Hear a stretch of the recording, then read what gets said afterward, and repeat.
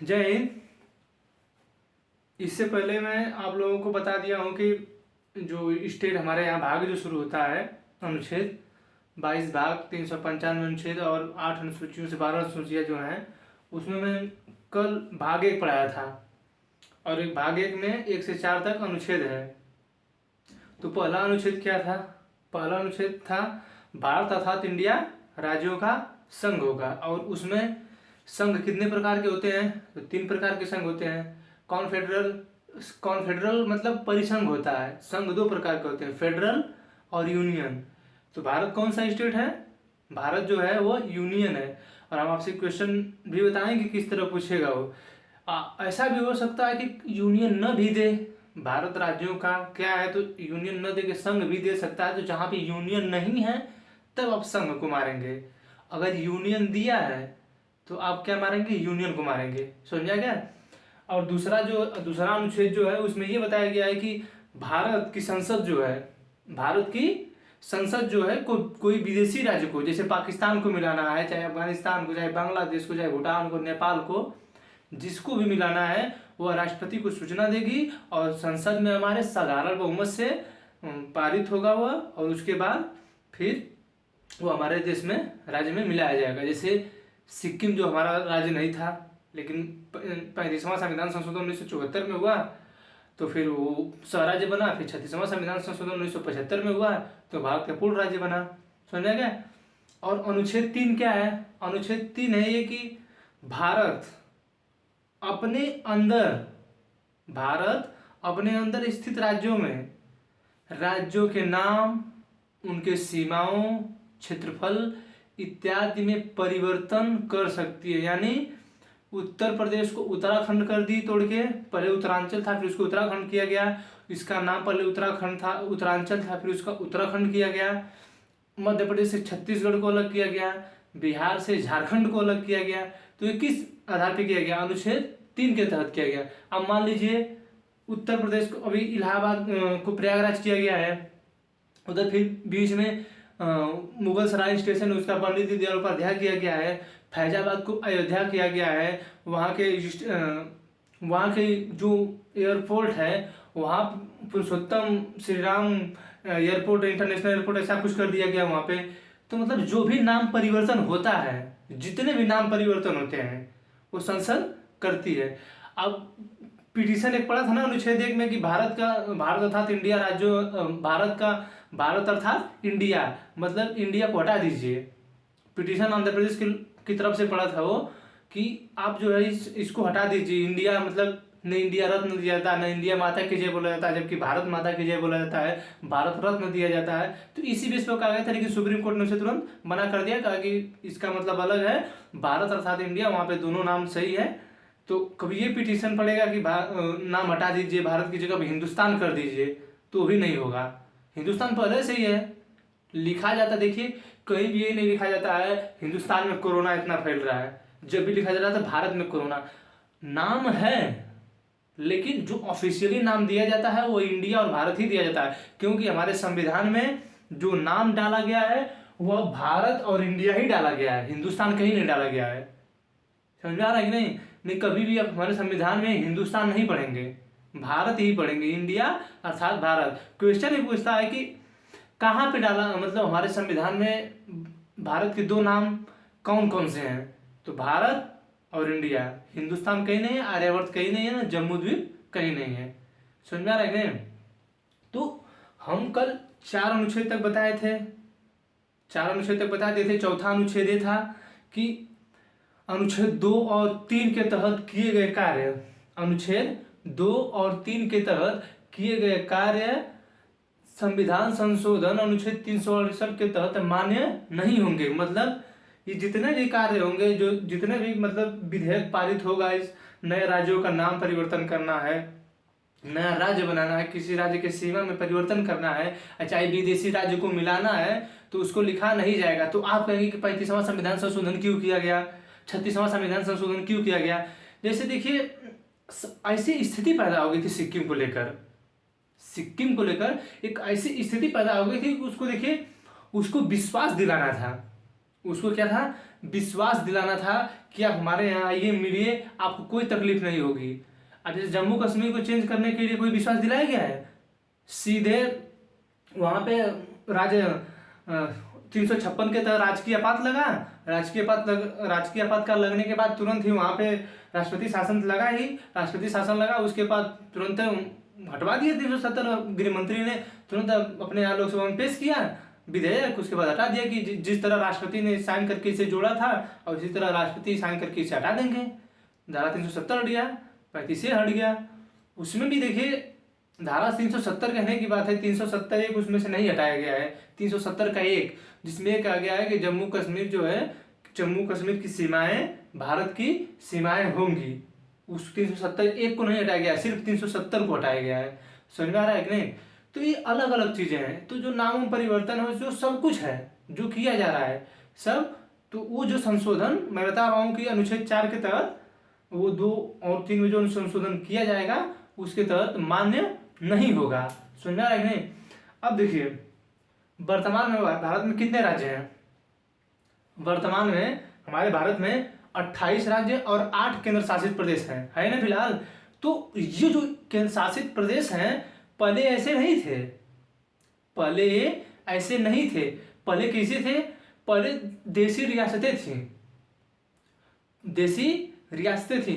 तो अब हमारे देश में पहले जानते हैं कि राजाओं का शासन था, ब्रिटिशों ने अलग अलग जगह का कब्जा करके रखा था। तो जो उनके मतलब सहयोगी शासक थे, वैसे तो उनके सहयोगी शासक देखिए जैसे ग्वालियर के सिंधिया थे, ये लोग क्या थे? शासक थे, यहाँ के राजा थे, लेकिन वो ब्रिटेन वालों की सहायता करते थे, ब्रिटिशों का सहायता करते थे ये लोग। तो उसी तरह तो हमारे भारत में टोटल पाकिस्तान अलग नहीं हुआ था और पाक भारत दोनों टोटल 565 रियासत थी। टोटल कितनी रियासतें थी? 565। ये टोटल 565 रियासतें थी।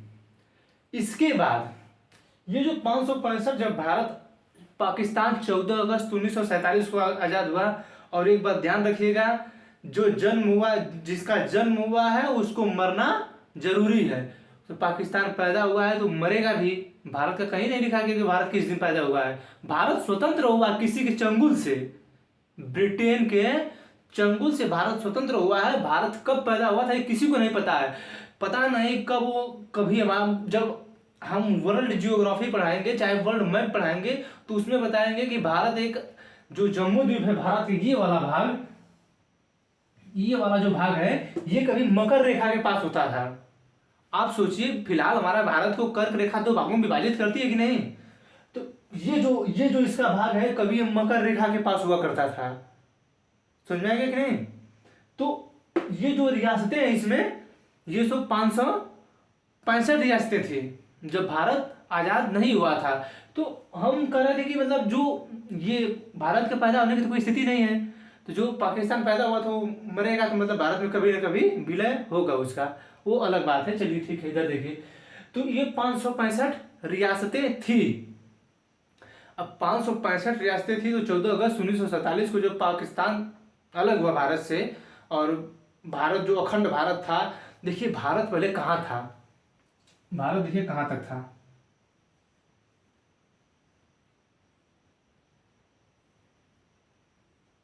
ये थोड़ा सा मैप अच्छे तरीके से नहीं बन पाता है, तो इसके लिए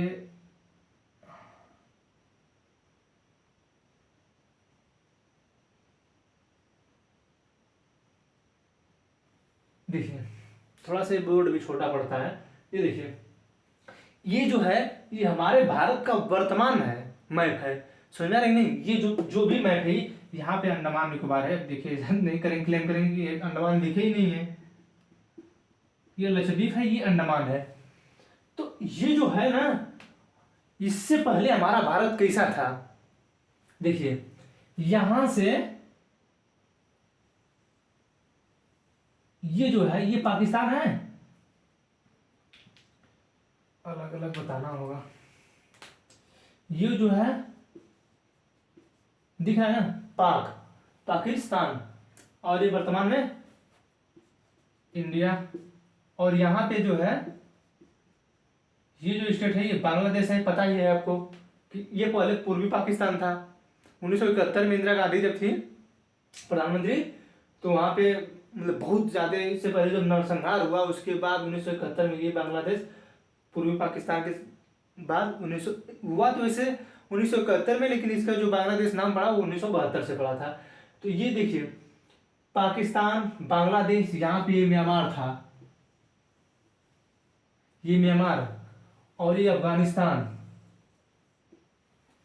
अफगानिस्तान, पाकिस्तान, बांग्लादेश, म्यांमार, ये सब हमारे भारत के राज्य हैं।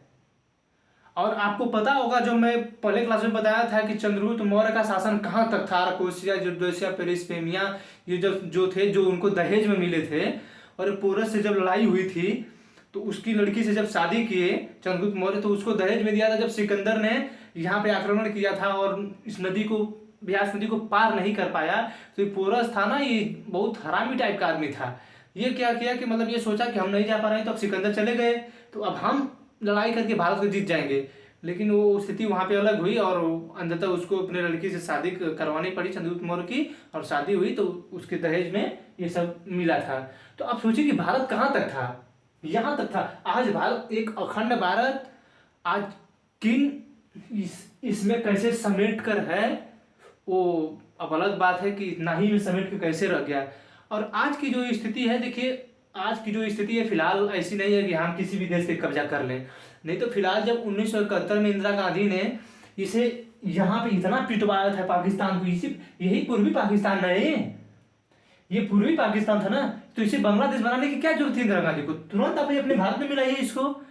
कूचे 1948 में जब जम्मू कश्मीर पे हमला करके पाकिस्तान ने इस भाग को ले लिया था 1948 में, तो इंदिरा गांधी को भी ले लेना चाहिए था, लेकिन नहीं ली। तो अब देखिए, अब नहीं ली तो वो अलग बात है। देखिए जैसे हमारा भारत कैसा है, हमारा भारत सबको मान्यता देता है, आप अलग हो गए हैं तो हो गए, अब जाइए आप सुख चैन से। ये तो आया था, गिड़ा रहा था कि अरे हमें बचा लीजिए, हमारी जान बचा लीजिए, हमारी जान बचा लीजिए, हमें मारेंगे। अरे यहाँ पे तो आर्म रिकॉर्ड 20,000 महिलाओं का आर्म रिकॉर्ड रेप हुआ है यहाँ पर, यहाँ पर। और ये देखिए इन सबों की, यहाँ के जो सैनिक है ना, ये जो सैनिक है यहाँ के पाकिस्तान के, ये सब यहाँ से अपनी नौकरी हटवा कर यहाँ पर रेप करने के लिए नौकरी करते थे। ये सालों का देखिए, इतने हवस किए पुजारी थे कि यहाँ से अपनी नौकरी शिफ्ट कराते थे यहाँ पर रेप करने के लिए, और कितने लोगों को मारे सब, वो कितना रिकॉर्ड कोई कितना बताए देगी, इतना मतलब इसकी कहने में कितना अजीब लगता है ये चीज। अब इन सबों को शर्म नहीं आती थी कि यहाँ से अपनी नौकरी यहाँ कराते थे, पता नहीं कैसे आदमी सब। अब बताइए कि अगर भारत के साथ ऐसा करते तो क्या होता। आखिर एटलीस्ट हुआ भी यहीं पर, यहाँ भी महिलाओं का रेप हुआ, ये में नौशेरा में। अभी मैं बताऊंगा जम्मू कश्मीर के जब मामला बताऊंगा अभी कुछ देरी बाद, इसमें भी सब रेप किए यही। लेकिन वहां पे थोड़ा सा चेंजिंग मामला था, वहां पे कबीलाई थे, थोड़ा कबीलाई मतलब जनजाति है, वो कबीलाई जनजाति ने नौशेरा पे आक्रमण कर दिया था। तो यहाँ पे भी वही स्थिति जो यहाँ पे किए थे सर, एकदम सेम स्थिति 1948 में जब यहाँ पे किए, वही स्थिति यहाँ पे हुई। वही सोच के पता नहीं किस दिमाग के थे तब। तो हमारा जो भारत है इतना बड़ा था, इतना बड़ा था, और आज भारत कितना बड़ा है, इतना बड़ा है। तो उस समय जब भारत ये अब बताइए कि जब हमारा संविधान तैयार हो रहा था, संविधान तैयार हुआ 2 वर्ष 11 व 18 दिन में, तो कितना जल्दी मतलब सब कुछ कर दिया जाएगा। उस समय पहले जब ब्रिटिश छोड़ के गए थे तो अलग अलग राज्य को छोड़ के गए थे, अलग अलग राज्यों को छोड़ के गए थे। तो उस समय वर्तमान में कितनी 565 रियासतें थी उस समय।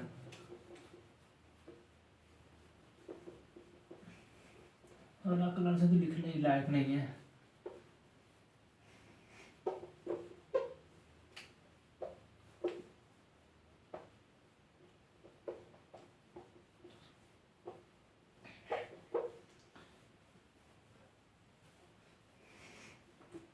पाँच सौ 565 रियासतें थी। तो जो भारत स्वतंत्र हुआ तो उसमें से 13 रियासतें जो थी वो पाकिस्तान में चली गई। तो कितनी बची अपने भारत के पास, आप सोचिए, 352, 355, 10, 65, तो 500 भारत के पास बची 552। अब राज्यों को एकीकरण करने का जो मतलब भार सौंपा गया था। राज्यों को एकीकरण का मतलब कि जैसे आप सभी राज्यों को मिलाना है।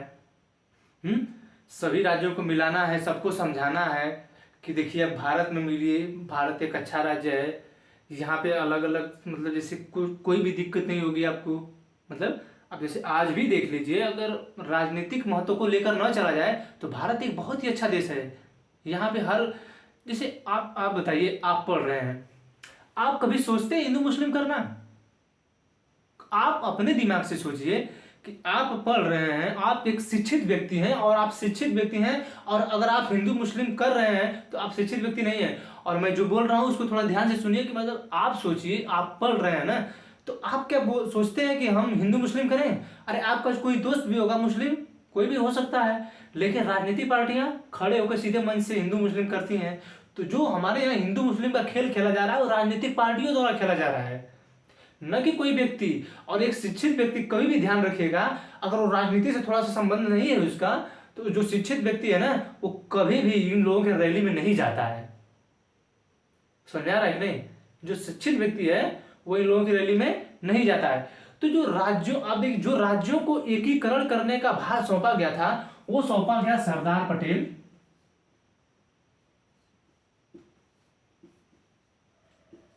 VP Menon, Mountbatten.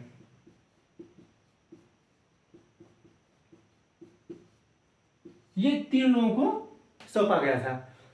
देखिए भारत जो माउंटबेटन योजना 3 जून 1947 को, जो माउंट बेटन है ना, देखिए बेटा लग रहा है लेकिन ये माउंट बेटन है। तो 3 जून 1947 को माउंट बेटन योजना के तहत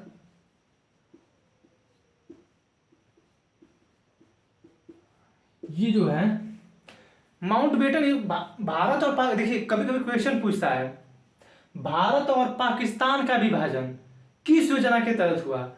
तो माउंटबेटन योजना के तहत हुआ। और माउंटबेटन योजना कब पेश की गई थी? 3 जून 1947 को। समझा ना कि नहीं?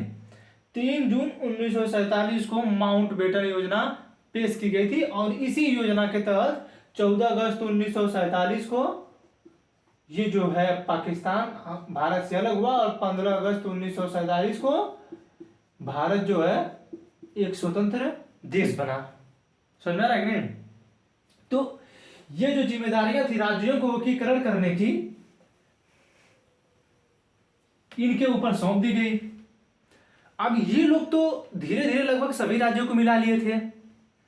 इसमें 3 राज्य थे ना, बहुत ज्यादा नौटंकी कर रहे थे, बहुत ज्यादा। और देखिए बता रहे, मैप से बता देते हैं। ये आपका भारत का दक्षिण भाग है,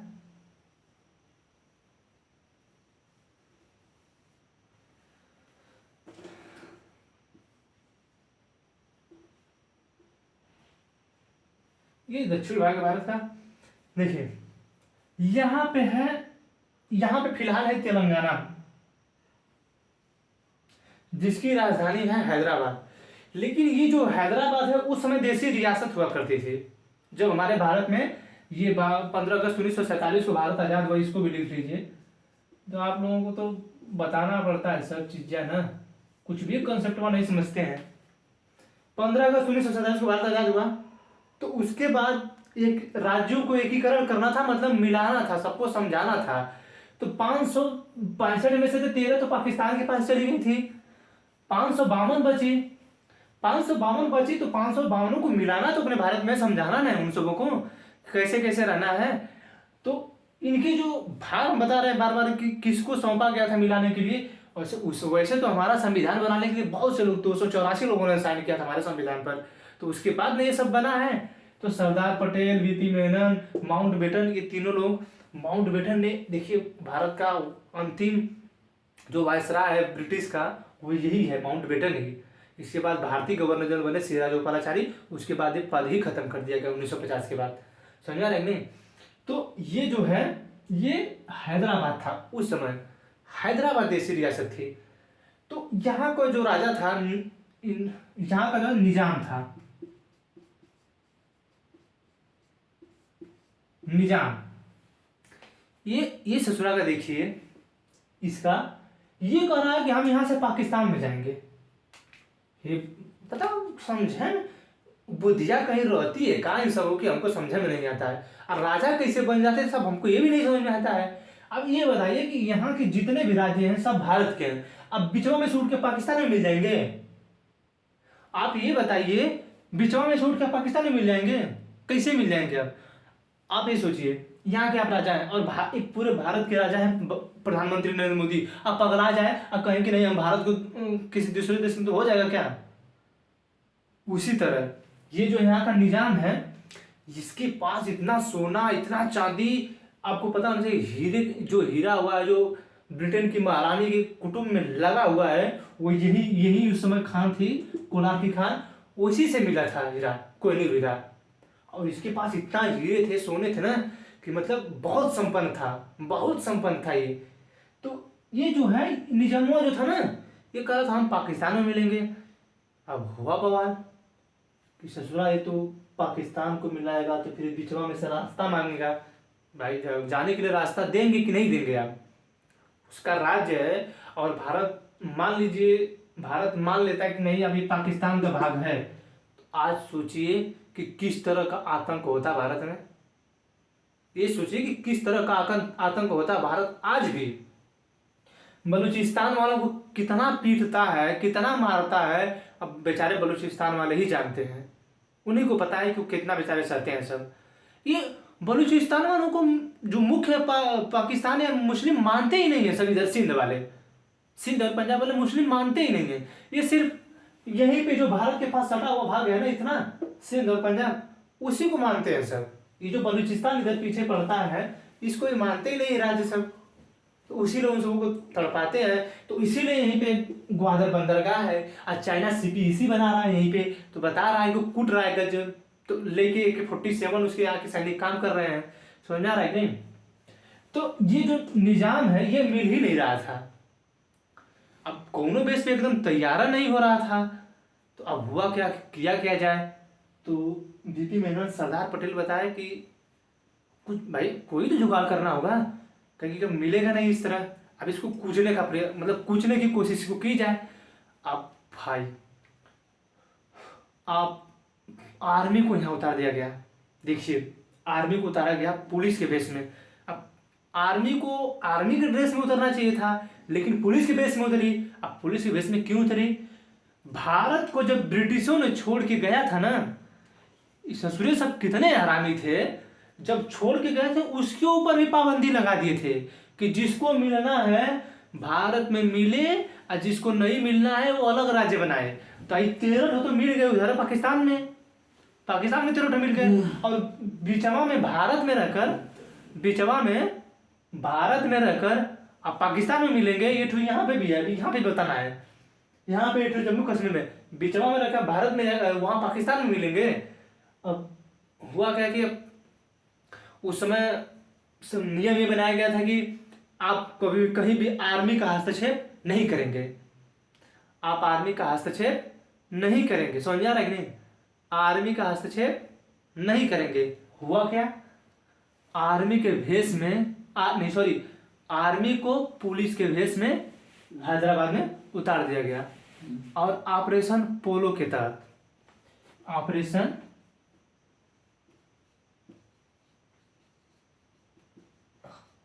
पोलो मिशन, ये जो पोलो है इतना, ऑपरेशन पोलो मिशन के तहत यहाँ पे आर्मी उतार दी गई। अब आर्मी ने इतना कूचा ना, ये जो है आर्मी ने इतना इनको कूचा कि मतलब फिर ये मिल गए, फिर कहने लगे नहीं अब ठीक है हम मिलेंगे। कभी कभी नहीं होता है कि कोई मानता ही नहीं है, तो 20-30 लग जाता है तो फिर अरे हाँ सही हम मिल रहे हैं आपने, तो यही हुआ। तो इसे कब मिला, किस तहत, इसको किस के तहत मिलाया गया? इन्हीं लोगों को सौंपा गया था, यही लोग जो भी कार्य करना था यही लोग कर रहे थे। तो ये जुगाड़ लगाया कि इसको इस तरह मिलाया जाए, तो ऑपरेशन पोलो मिशन के तहत मिलाया गया। अब क्वेश्चन पूछेगा, देखिए हम जब जोर डाल रहे हैं क्वेश्चन पूछेगा तो बकलोली ना करें, इसको लिखें आप, इसको लिखें कि जो हैदराबाद था वहाँ को जो राजा था वो निजाम था, और निजाम जो भारत में नहीं मिल रहा था, वो भारत के जब पाकिस्तान और भारत का बंटवारा हुआ तो उस समय ये कहा गया था कि भारत जिसको जिस देश में जिस रियासत को जिस देश में मिलना है, या तो पाकिस्तान में मिल जाए तो भारत में मिल जाए। तो ये जो निजाम था हैदराबाद का, ये पाकिस्तान में मिलना चाहता था, क्योंकि पाकिस्तान एक मुस्लिम से मुल्क है और यहाँ पे भी बहुत ज़्यादा मुस्लिम थे। ये सब लिखिए। और इसके तहत बहुत से मिशन चलाए गए, जो ऑपरेशन पोलो मिशन था। ऑपरेशन पोलो मिशन एक पुलिस की आर्मी थी, और आर्मी को पुलिस भेष में उतारा गया था, और ऑपरेशन पोलो मिशन के तहत हैदराबाद को भारत में मिलाया गया था। क्या किया गया था? हैदराबाद में भारत को मिलाया गया था। सॉरी, हाँ सही बोले, हैदराबाद को भारत में मिलाया गया था ऑपरेशन पोलो मिशन के तहत। समझा गया ना? अब यहाँ पे देखिए, थोड़ा सा लाल मार्क कर लेने। देखिए, अब ये देखिए, यहां पे है जूनागढ़, दिख रहा है ना? यहां पे है जूनागढ़। अब यहां की जो जनता थी वो हिंदू थी, हिंदू थी। यहां की जो जनता थी अधिकतर हिंदू थी, और यहां का जो शासक था वो मुस्लिम था। जनता हिंदू, शासक मुस्लिम। अब ये जो मुस्लिम है, अब मुस्लिम है तो पाकिस्तान मुस्लिम मुल्क है, अब इसमें मिलने के लिए कहा। अब इसको तो मिलाया ही पहले, अब इसने पाकिस्तान ने क्या किया, यहाँ पे सेना लगा दिया, ये पूरा सेना लगा दिया। भारत तो खोज रहा था कि पैसों सेना लगाइए आप, काहे काहे नहीं खोजेगा। और जबकि ये नियम बनाया गया था, क्या ये नियम बनाया गया था कि कभी भी आप आर्मी का हस्तक्षेप नहीं करेंगे, लेकिन पाकिस्तान तो भूल गया कि हस्तक्षेप नहीं करना है, तो तुरंत लगा दिया आर्मी। अब भारत भी लगा दिया आर्मी अपन यहीं पे, लो भैया आओ लड़ो। तो हुआ क्या कि अब इस तरह तो होगा नहीं, तो अब हुआ ये कि भारत और पाकिस्तान सहमत हुए कि अब चलिए जनमत संग्रह कराया जाए, जनमत संग्रह कराया जाए।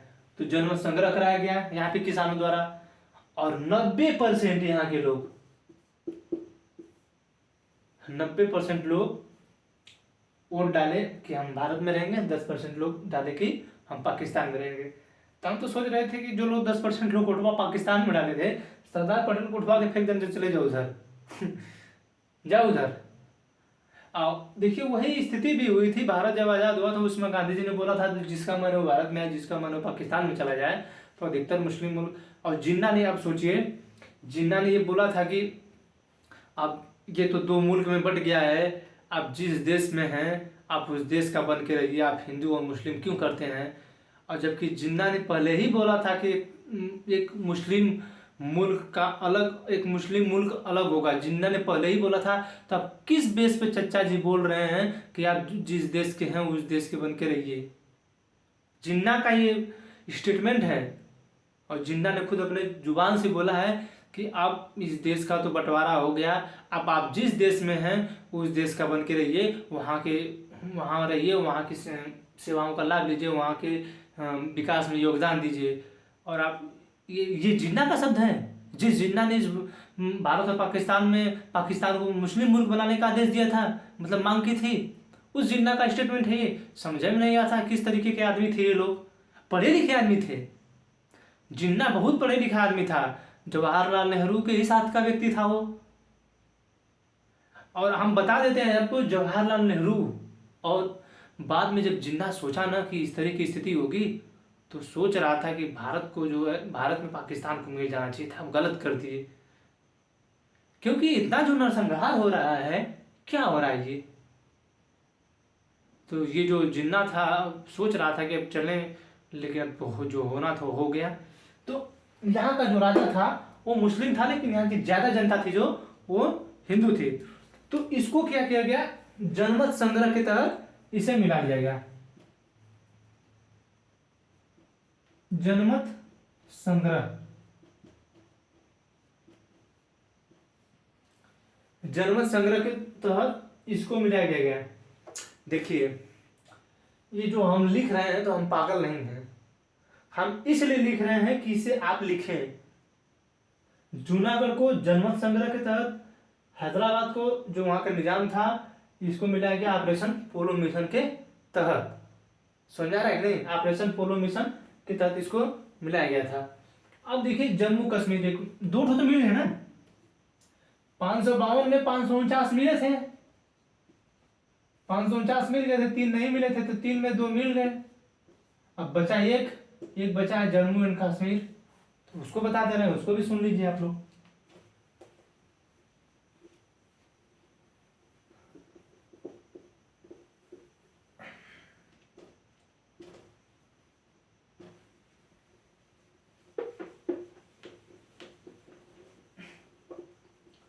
देखिए,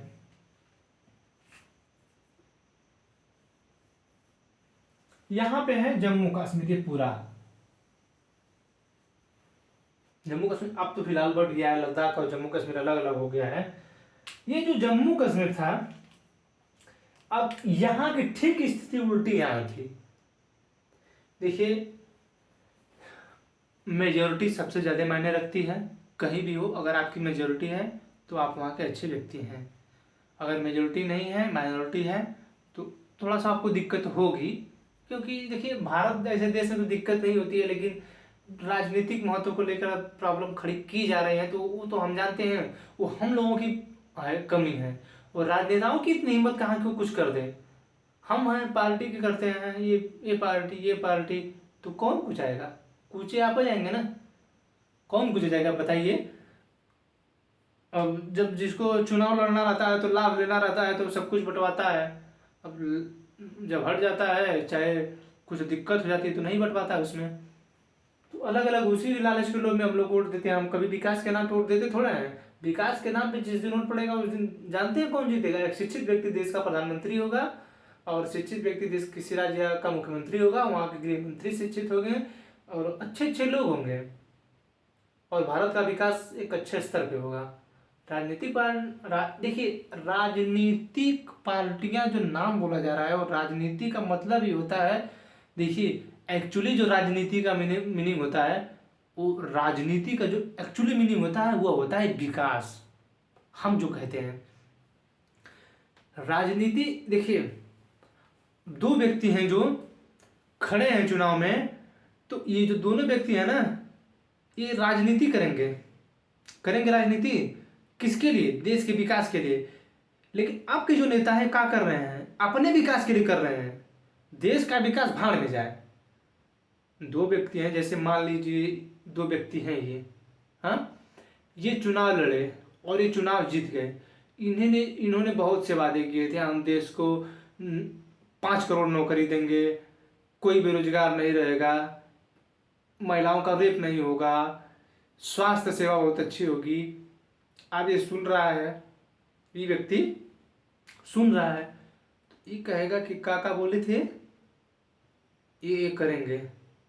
अब उसमें देख रहे हैं कि महिलाओं का रेप नहीं रुक रहा है, स्वास्थ्य स्थिति ऐसी है कि ऑक्सीजन की कमी हो जा रही है, और स्वास्थ्य रिपोर्ट सूचकांक में भारत बहुत नीचे आ रहा है, तमाम तरह के।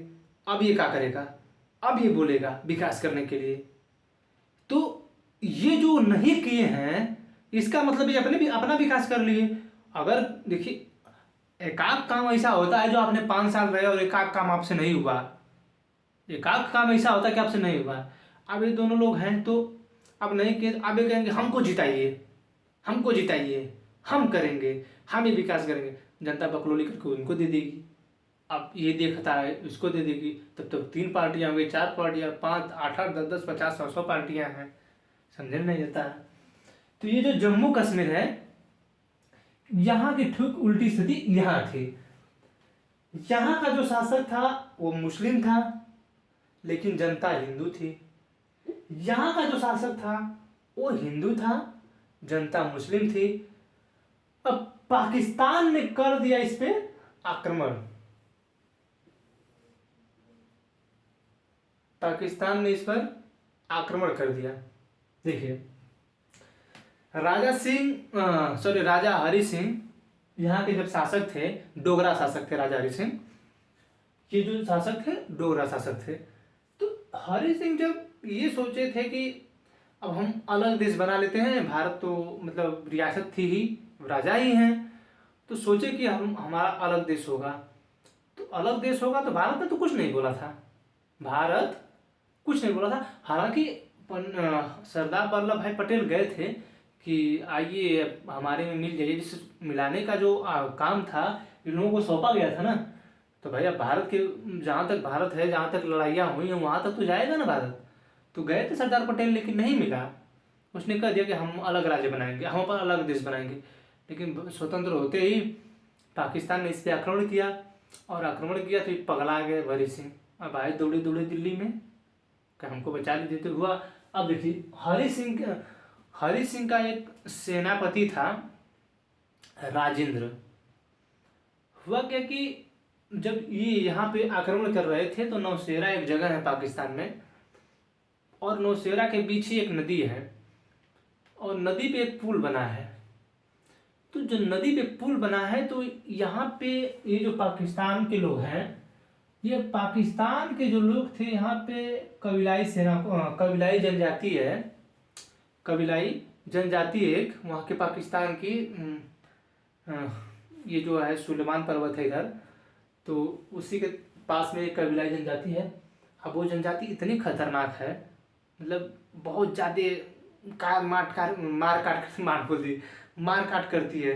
अब भाई देखिए, अब एक नरसंहार जो करता है उसको नरसंहार करने में किसी को कोई तकलीफ नहीं होगी। अब एक बदमाश व्यक्ति है जिसे कोई किसी को गोली मारता है तो उसे क्या दिक्कत है मारने में, उसे तो आदत से हो गई ना कि वो गोली मार देता है किसी को। थोड़ा कोई सिंपल व्यक्ति किसी को गोली मार दे और कभी भी गलती से अगर मार भी दिया तो इतना पछताता है कि पूरी जिंदगी जेल में गुजरता है, समझे ना। तो कभी किसी को गोली मारने का कोशिश मत करिएगा। देखिए होता अक्सर है कि जिंदगी में ऐसे ऐसे मोड़ आते हैं जहां ऐसा लगता है कि ससुरा मार ही देते तो सही रहता है इसको, लेकिन कभी भी ये कोशिश मत करिएगा। जहां तक अपने इस गुस्से को कंट्रोल करके रखिएगा, क्योंकि देखिए जितना आप कंट्रोल करके रखेंगे वो आपकी सेफ्टी के लिए रहेगा, आपको फायदा देगा। देखिए कभी कभी गुस्सा करना अच्छा भी रहता है, जायज़ भी रहता है, क्योंकि कुछ लोग कुछ ज़्यादा हद से ज़्यादा कर देते हैं। लेकिन अब भाई देखिए, अब कोई जान लेगा आपकी, आप भी नहीं बख्शेंगे, ये बात है। लेकिन हम बोल रहे हैं कि भाई खैर थोड़ा सा मैनेज करिए। लेकिन अगर आपको कोई ज़्यादा सता रहा है ना तो ज़रूरी हो जाता है कि कभी कभी पीट पाट दिया, उसको ख़त्म कर दिया, जो काम है ख़त्म कर दो उसका ससुरा, समझ रहे हैं ना। तो कबीलाई जो जनजाति थी यहाँ की, अब यहाँ पे पाकिस्तान ने इसको यहाँ पे उतार दिया। 1948 की बात है ये। अब इसमें उतार दिया कबीलाइयों को। अब यहाँ सब लगे कबीलाई, जैसे बांग्लादेश में रिकॉर्ड रेप हुआ, यहाँ पे भी बहुत ज़्यादा रेप हुए, यहाँ पे भी मारे काटे गए सब। इतना सभी जनजाति इतनी खतरनाक थी ना। और ये जो जनजाति थी वहाँ की पुलिस के भेष में उतरी थी। सोचिए, कबीलाई जनजाति के साथ पुलिस भी उतरी थी और इतना मार काट किए कि मतलब अब राजा हरि सिंह को लगने लगा अब यहाँ तक देखिए, यहाँ तक कर लिए थे सब शासन, यहाँ तक आ गए थे। अब राजेंद्र प्रथम जो बोल रहा है कि अरे इसमें एक और हरि सिंह का जो मैं बार बार नाम ले रहा हूँ, वो प्रधानमंत्री था लेकिन बाद में बना प्रधानमंत्री। वो हरि सिंह जो थे वहां का शासन नहीं चला रहे थे, सही शासन जो था नहीं चला रहे थे। तो वो बोल रहा था, जैसे अब दो राजनीतिक पार्टियां हैं यहाँ पे उत्तर प्रदेश में, तो दो राजनीतिक पार्टियां नहीं कर रहे हैं कि योगी जी सही सरकार नहीं चला रहे हैं, तो मैती जी कह रहे हैं कि नहीं हमको बनाइए हम चलाएंगे, तो फिर अखिलेश जी बोल रहे हैं कि हमको बनाइए हम चलाएंगे।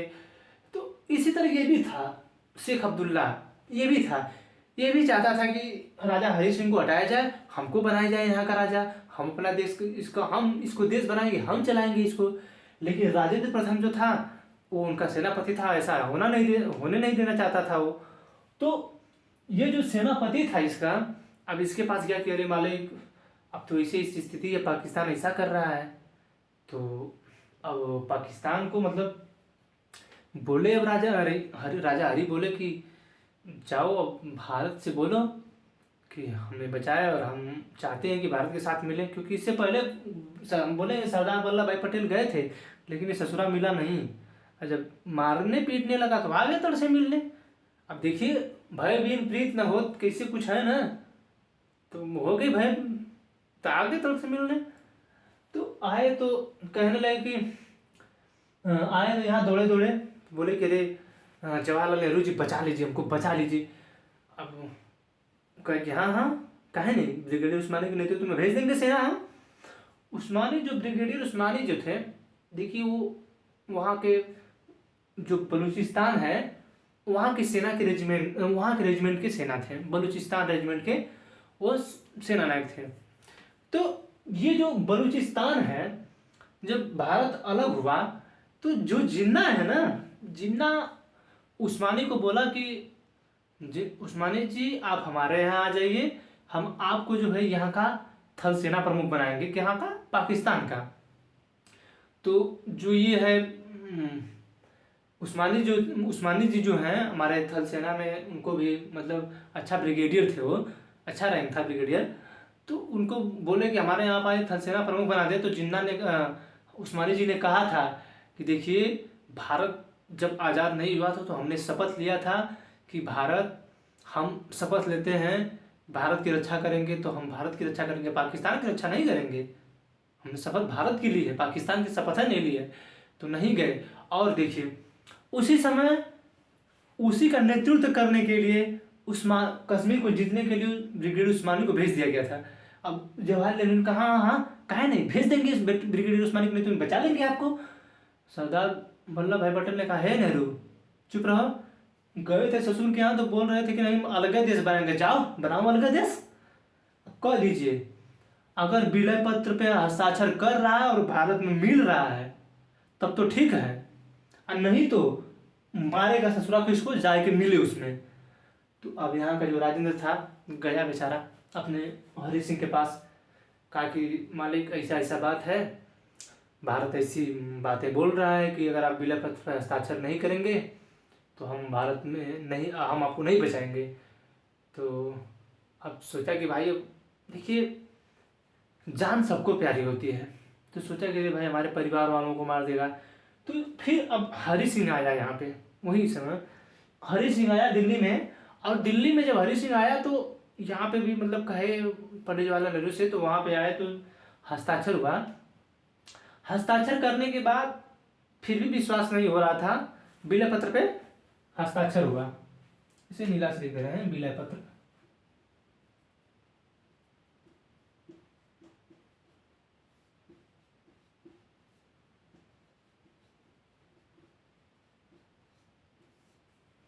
विलय पत्र पे हस्ताक्षर हुआ था। तो जब आए थे यहाँ पे वो ना हरि सिंह जब यहाँ पे आए तो अब भाई हस्ताक्षर तो कर दिए। अब हस्ताक्षर कर दिए नहीं, तब इनको ये लगा कि अब जो है हम यहाँ ये जो अब है, अब हम तो पता नहीं है भारत अभी भी विश्वास नहीं, हस्ताक्षर कर दिए हैं लेकिन फिर भी विश्वास नहीं है कि भारत जाएगा कि नहीं। तो उसी समय राजेंद्र जो था इनका सेनापति, उसी समय वहाँ गया लड़ने के लिए। भाई सेनापति है तो इतना तो करेगा ही, लेकिन वहीं पे एक व्यक्ति था, उसने उससे कहा था अब जाना तो सुबह में है, क्योंकि अगर रात तो होती और सुबह तक यहाँ पे पाकिस्तान की सेना यहाँ तक आ जाती और इनको मार देती, इनके पूरे परिवार को मार देती, तो क्या करते। तो रात में यहीं पे जब दिल्ली में सोए ना, तो जो राजेंद्र था अपने पास जो पिस्टल रखे थे ये हरि सिंह, वो पिस्टल राजेंद्र प्रथम को दिए, अरे सॉरी प्रथम में राजेंद्र को दिए जो उनका सेनापति था, और बोले कि अगर भारत जो है अपनी सेना कश्मीर नहीं भेजेगा तो सुबह होते ही हमें तुम मेरे गोली पिस्टल से हमें गोली मार देना। तो अब क्या करे भाई, अब राजा का आदेश है, मानना पड़ेगा। तो माने कहा भाई मानना पड़ेगा, कोई भी हो मानना तो पड़ता ही है। तो माने। अब क्या हुआ कि अब रातों रात तैयार हुई सेना भारत की गई, और उस ब्रिगेडियर उस्मानी के नेतृत्व में सेना वहाँ पे पहुंची और इतना मारी पीटी। इसके बाद यहाँ से देखिए यहाँ तक कभी पहुंचा ही नहीं अभी आज तक, यहीं तक पहुंचा है वो। तो यहीं तक जो पहुंचा, इसमें भी उस राजेंद्र की मृत्यु हो गई और यहीं पे एक पुल बनाया था वो ब्यास नदी पर, एक नदी है ब्यास नदी, नहीं ब्यास नदी नहीं, दूसरी नदी, ब्यास तो इधर है पंजाब की तरफ। ये जो नदी है यहीं पे एक नदी थी और उस नदी पे पुल बना था, और उस पुल जो पुल था उसको राजेंद्र प्रथम ने गिरा दिया था, लेकिन उसके बावजूद तो ये सब इधर आ गए थे, और इसके बावजूद इधर आने के बाद वहीं पे राजेंद्र की मृत्यु हो गई थी। और भारत की जो सेना थी, भारत की जो सेना थी यहाँ तक चली गई थी। अब भारत की सेना कर रही थी ब्रिगेडियर उस्मानी के नेतृत्व में कि हम चाहते हैं कि जहाँ पे पाकिस्तान आया है हम वहाँ भेज दें उसको, मतलब ये सब अपने पूरे कब्जे में ले लें। लेकिन तब तक अब क्या बताएं, हमारे देश के एक बहुत सोच विचार, अच्छे विचार वाले प्रधानमंत्री नेहरू जी थे। देखिए कुछ सोच तो रही होगी, तभी तो वो 1948 में ही कर दिए केस यूएनओ में, 1948 में। अब सभी लोग सरदार वल्लभ भाई पटेल सोचे कि देखिए 1945 में इसका गठन हुआ, तो इसका देखिए यूएनओ का जो गठन हुआ है राष्ट्रों को मतलब एक अच्छे तरीके से मतलब समझाने विचारने का एक संगठन है। देखिए जब संगठन पढ़ाएंगे तो बताएंगे इसको। यूएनओ आप जानते होंगे, यूनाइटेड नेशन ऑर्गेनाइजेशन, तो ये जो है इसमें केस कर दिया गया। पंडित जवाहरलाल नेहरू ने जब इसमें केस कर दिया तो यहीं पर रोक दिया गया। तो ये जो है ना यही एलओसी है, line of control, LOC line of control. देखिए एलओसी यहाँ पर है, और ये जो रेखा है यहाँ पे जाती है, ये रेड क्लिफ है, ये जो है ये रेड क्लिफ है, ये है एलओसी। तो कभी पूछेगा तो ये क्या है, एलओसी है, ये है रेड क्लिफ रेखा। तो इसमें जो हस्ताक्षर करके क्या मिलाया है, भारत में कश्मीर को विलय पत्र पे हस्ताक्षर करके मिलाया गया था। तो मिला जाएगा तो बच ही गया। तो हरि सिंह भी जिंदा थे और उस समय उसका सेनापति मर गया था। तो अब क्या हुआ कि शेख अब्दुल्ला जो था अब इसका प्रधानमंत्री बन गया। अब जो इसका शेख अब्दुल्ला जो इसका प्रधानमंत्री है, अभी ससुरा बहुत है चालाक आदमी। अब ये सोचा, देखिए उस तरह नहीं हो रहा था, अब क्या चालाकी लगा रहा है, अभी चालाकी लगा रहा है कि हम इसका सेनापति बनेंगे, इसको मार के फिर हम राजा बन जाएंगे। बुद्धि यही लगाया था। तो यहाँ पे जब हुआ तो अभी इसका सेनापति ये इसका प्रधानमंत्री बन गया। अब देखिए यहाँ पे हरि सिंह जो थे विलय पत्र पे जब हस्ताक्षर किए, तो विलय पत्र पे जब हरि सिंह ने हस्ताक्षर किया तो उन्होंने कहा था कि भारत का अलग संविधान होगा, भारत के अलग नागरिक जम्मू कश्मीर का अलग संविधान होगा, अलग नागरिकता होगी, सिर्फ आपके पास विदेश मंत्रालय, वहाँ का रक्षा उच्छा सब आपके पास होगा, लेकिन वहाँ का और सब कुछ कश्मीर के पास होगा। जब तक कश्मीर कुछ नहीं कहेगा आप वहाँ पर कुछ नहीं कर सकते हैं। आपको पता होगा कि हमें बार बार अपवाद पढ़ाना होता है, अपवाद पढ़ाना होता था टीचरों को कि जम्मू कश्मीर अपवाद है, आप वहाँ पे जमीन नहीं ले सकते हैं, लेकिन आप सब कुछ खत्म कर दिया गया, सब कुछ खत्म कर दिया गया। तो विलय पत्र पर जब हस्ताक्षर किया था तो इतना सब वो लिखवा लिया था कि संविधान उसका अलग रहेगा। हाँ, हालांकि 1956 में जम्मू कश्मीर का अलग संविधान लागू हुआ, और उसी संविधान सभा में ये जो शेख अब्दुल्ला है वो संविधान सभा का अध्यक्ष बन गया। अरे सॉरी, अध्यक्ष नहीं, मतलब सदस्य बन गया, संविधान सभा का सदस्य बन गया। और उसी में ये धारा 370 और 35 से जुड़वा दिया, धारा 370 और 35 से जुड़वा दिया। और 35 में अलग है, नागरिकता से संबंधित सब कुछ है, और धारा 370 जो है वो रहने होने से संबंधित है। और धारा 370(1) जो है, 370(1) जो है इसमें ये बताया गया है कि भारत जम्मू कश्मीर की जो सीमाएं हैं वो भारत की सीमाएं होंगी। तो इसी को नहीं हटाया गया है, और धारा 370 को और 35 को हटा दिया गया है। समझ में आई नहीं? तो ये जम्मू कश्मीर को किस तरह मिलाया गया, विलय पत्र पर हस्ताक्षर करके मिलाया गया। हैदराबाद को ऑपरेशन पोलो मिशन के तहत मिलाया गया, पुलिस में एक अथवा था, पुलिस मिशन था। जूनागढ़ को जनमत संग्रह के मिलाया गया। तो तीनों मिल गए ना, लोग तीनों को हमने मिला दिया। अब हो गए तीनों पूरा हो गया, बता दिए सबक बारे में। देखिए है एक्चुअली हिस्ट्री में थोड़ा सा इसको बताया जाता है। अब पॉलिटी का कितना आप डीप लेके जाएंगे, अब कहानी तो लिखना नहीं है, जानकारी सिर्फ लेना है। जो जानकारी थी उसको बता दिए। अब चलते हैं कि अब 552 रियासतें तो मिल गई, तो अब 552 रियासतें तो रहेंगी, तो मतलब अलग अलग तरीके से उस समय जब आज़ाद हुआ भारत, तो अब कैसा राज्य बनाया गया ये देखिए। सरदार वल्लभ भाई पटेल जी ने कैसा राज्य बनाया। ये जो हस्ताक्षर किया था हरि सिंह ने 26 अक्टूबर 26 अक्टूबर 1948 को, 26 अक्टूबर 1948 को ये जो है हरि सिंह हस्ताक्षर किए थे। समझाएंगे कि नहीं? 1948 में पाकिस्तान ने इस पे कश्मीर पे आक्रमण किया था।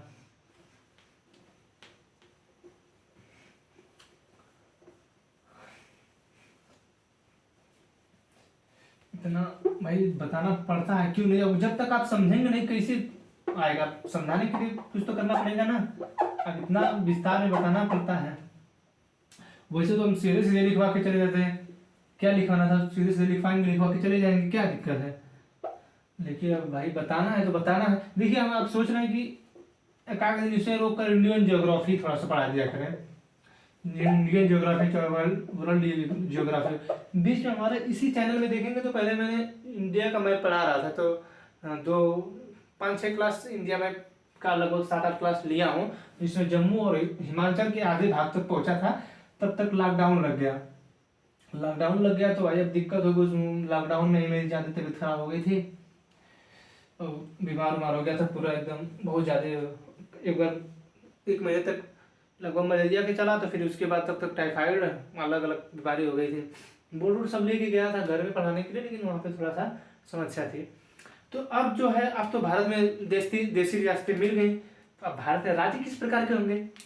तो ये जो है भारत में 4 प्रकार के राज्य बनाए गए। राज्य ए, बी, सी, डी, यही है। हम अलग से नहीं लिख रहे हैं, ये बी सी डी करके ही बनाए गए थे राज्य। और इनमें लिखा गया था ब्रिटिश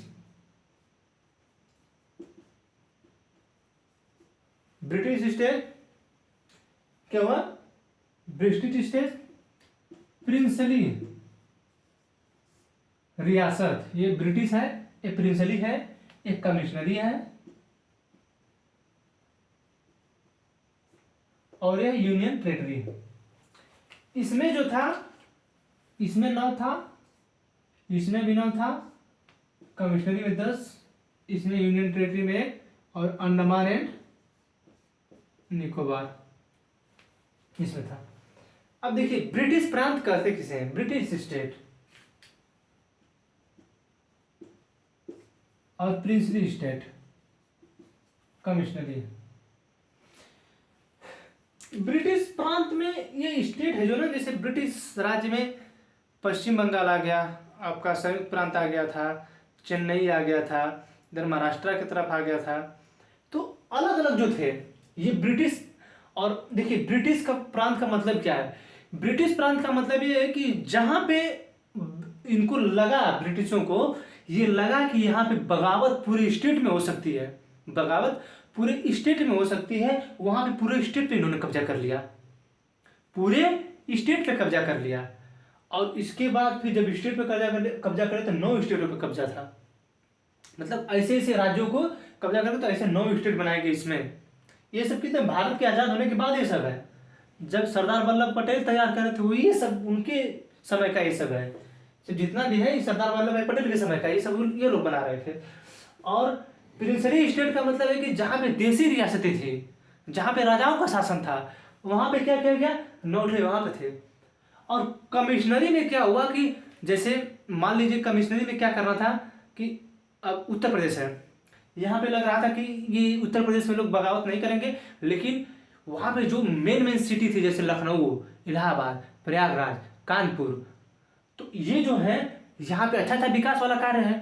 इनमें भी जो विकास वाले जगह थे, चेन्नई विकास कही था, बंदरगाह था, महाराष्ट्र भी वही था, और सूरत में जो लगाए थे सब वहाँ पे फैक्ट्री अपनी, तो क्यों लगाए थे सब? उसी के तहत लगाए थे ना। पश्चिम बंगाल था, क्यों था? वही था ना सब, किसी के लिए? पूरे स्टेट को कब्जा कर लिए थे। सूरत के पास जो अब आज वर्तमान में गुजरात ऐसे बना है अलग से, देखिए अब सब कुछ बताना पड़ा। आज वर्तमान में ना गुजरात ऐसा है, आज वर्तमान में गुजरात ऐसा है, ऐसा गुजरात था ही नहीं। गुजरात ऐसा था ही नहीं, ये पूरा यहाँ तक महाराष्ट्र के पास तक था। ये वर्तमान में ये सब ऐसा है, उस समय नहीं था ये। तो उस समय जो वो सब थे, तो ये सब सोचे कि मतलब ये महत्वपूर्ण चीजें हैं, तो इसको पूरी स्टेट पे कब्जा कर लेते थे।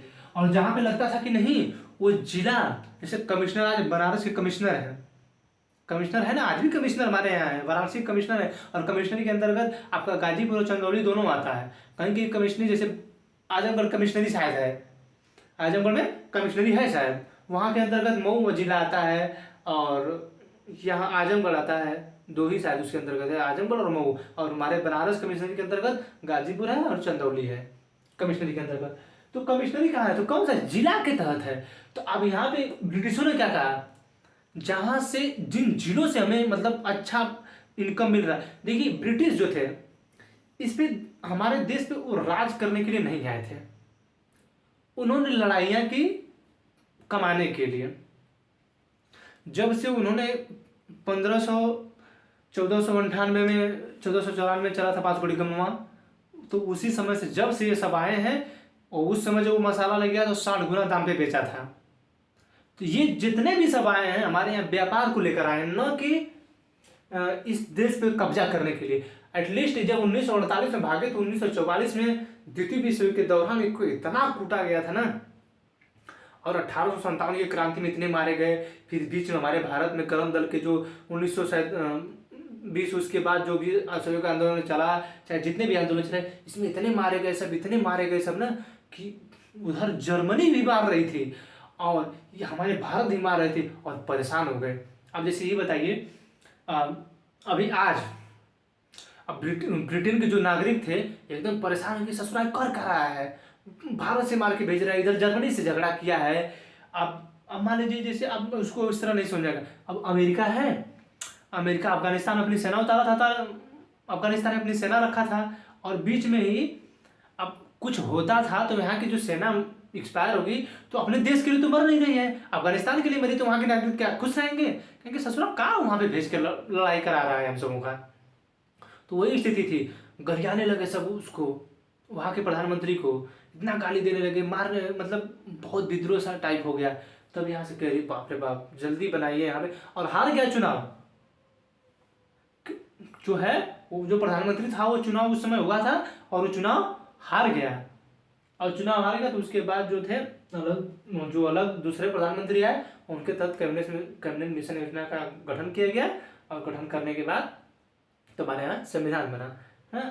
तो ये जो ब्रिटिश स्टेट थे, ये उनको मतलब ये राज करने नहीं आए थे, ये सिर्फ कमाना चाहते थे। तो इन्हें ये लगता था कि पश्चिम बंगाल पूरा एकदम विकसित राज्य है, अब इसको इस पर कब्जा करके रखो, पूरे राज्य पे कब्जा करके रखो, इसलिए उसे अब ये उनके अंदर था। तो इन्होंने बताया कि नहीं, अब इसमें ब्रिटिश स्टेट बना देते हैं, और प्रिंसली स्टेट मतलब देसी रियासतें जहाँ थी उनको देसी रियासतें बना देते हैं, कमिश्नरी स्टेट जो थे वहाँ पे कमिश्नरी, और यूनियन टेरिटरी में तो एक था ही। तो क्वेश्चन पूछता है, देखिए ये नहीं पूछेगा कौन कौन से थे, ये पूछेगा कि ब्रिटिश स्टेट में कितने प्रांत थे। तो 9 प्रांत इसमें थे, प्रिंसली स्टेट में भी 9 प्रांत थे, कमिश्नरी स्टेट में 10 प्रांत थे, यूनियन टेरिटरी में 1 प्रांत थे। अब हुआ क्या, जब इतना बना दिया गया तो भारत में अलग अलग जगह, देखें हम जितना बताएं इसको नोट कर लीजिएगा, British state, princely state, commissionary, union territory, 10, 9, 9, 1, इसको सब कुछ लिख लीजिएगा, पूछता है ये। अब हुआ क्या,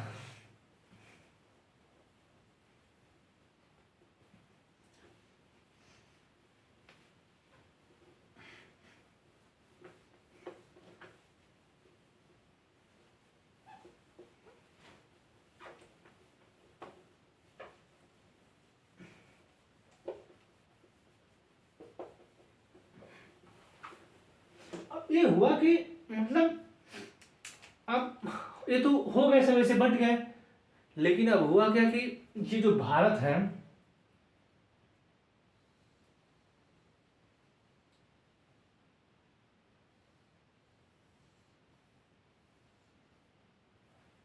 इसे मिटा देते हैं।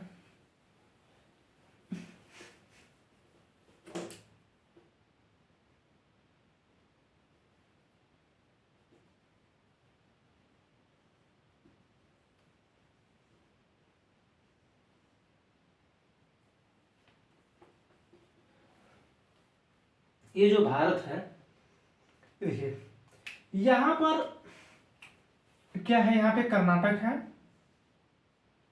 यहाँ पे गोवा है, यहाँ पे केरला है, यहाँ पे पूरा तमिलनाडु है, ये आपका आंध्रा है, ये उड़ीसा है, पश्चिम बंगाल पूरा यहाँ तक है, सॉरी पश्चिम बंगाल पूरा यहाँ तक है, ये आपका महाराष्ट्र है, आपका ये गुजरात है, समझेंगे ना। यहाँ पे आपका बीच में तेलंगाना है, ये तो पता ही है कि यहाँ तक है, सब मिल जाएगा। आप देखें, ये हम लिख देते हैं आंध्र प्रदेश, उड़ीसा, तमिलनाडु, केरल, कर्नाटक का के होता है। कभी कभी गाड़ियों पे देखेंगे पीछे लिखा रहता है यूपी का यूपी लिखा रहता है, महाराष्ट्र का एमएच लिखा रहता है, असम का एस लिखा रहता है, गुजरात का जीजे लिखा रहता है, जम्मू कश्मीर का जेएंडके लिखा रहता है, जेके लिखा रहता है, जेएंडके ना जेके। कर्नाटक, ये गोवा, ये महाराष्ट्र, ये जो है गुजरात है। तो ये जो है जब ये बनाया गया था तो ये एक में था, ये जो है ये पूरे बी में आते थे। अभी हम बताए हैं प्रिंसली स्टेट में ये पूरा जो है ना ये पूरे बी में आते थे सब, पूरे बी में। और ये जो था ये पूरा यहाँ तक था, पूरे महाराष्ट्र यहाँ तक था। तो यहीं पे मराठी बोली जाती थी, यहीं में गुजराती बोली जाती थी। अब बहुत से लोगों ने ये मांग कर दिया कि भाषाओं के आधार पर राज्यों का गठन हो। अब तो ऐसे पहले 9 10 एक करके गठन कर दिया गया, लेकिन अब ये सवाल उठने लगा नहीं, भाषाओं के आधार पर गठन कीजिए। अब यहाँ पे आंध्र प्रदेश है, तेलुगु, तमिल, इधर केरल में मलयालम, कन्नड़। अब मांग करने लगे सब कि नहीं, भाषा के आधार पर गठन कीजिए, भाषा के आधार पर गठन कीजिए। तो अब जो है भाषा के आधार पर गठन करने के लिए आयोग बनाए गए। और आयोगों का मतलब देखिए कोई भी चीज़ होता है तो पहले नीतियाँ बनाई जाती हैं, आयोगों का गठन किया जाता है। तो ऐसा मतलब आयोगों का गठन होता है तो फिर उसको देखते हुए ये चीज़ तय की जाती है कि नहीं ये लागू होगा कि नहीं, सही होगा कि नहीं। तो जो ये है, अब मैं जो बनाए गए थे सब संगठन, यस के धर आयोग बनाए गए थे, जेपी समिति बनाई गई थी, तो जितने भी समिति बताई गई थी ये सब हम आपको कल बताएंगे, समझ आ रहा है ना। अब देखिए थोड़ा सा बाहर चले गए थे, ज़्यादा देर तक हम रह गए थे और ये बोलने अब यहीं पे तालू के पास दर्द कर रहा है। तो अब इतना जो बताना था इतना बता दिया, जो बताना तो उसको नोट कर लीजिएगा। अब कल बताएंगे कि भाषाओं के आधार पे जो मांग की गई थी राज्यों की वो किस बेस पे की गई थी, कैसे की गई थी, समझ में आ रहा है कि नहीं। अब आज के लिए इतना ही, मिलेंगे अगले क्लास में। जय हिंद, थैंक यू।